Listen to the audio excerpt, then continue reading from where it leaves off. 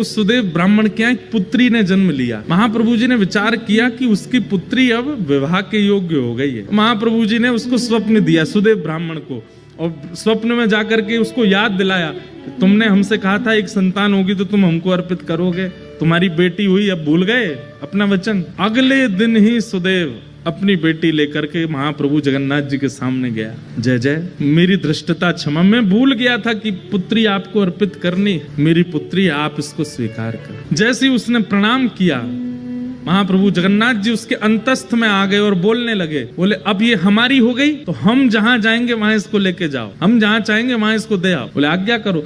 बोले एक वन में एक जयदेव महाप्रभु हैं, गीत गोविंद की रचना जिन्होंने की, उनसे जाकर के अपनी बेटी का ब्याह कर दो। पद्मावती नाम था उनका। तो सुदेव ब्राह्मण बोला, भगवान वन में रहते हैं, बेटी। बोले अब ये तुम्हारी बेटी नहीं तो तुम चिंता क्यों कर रहे हो? तुम्हारी बेटी होती तुम चिंता करते ना कि जमाई हमारा कैसा, घर है कि नहीं है, परिवार है कि नहीं, संपत्ति। अब तो ये हमारी हो गई, अब इसके पिता हम हैं, हम इसके लिए योग्य वर ढूंढ चुके हैं, उससे जाके ब्याह करो इसका। और जो आज्ञा भगवान, बिल्कुल संशय नहीं है मेरे चित्त में, मैं ब्याह कर दूं।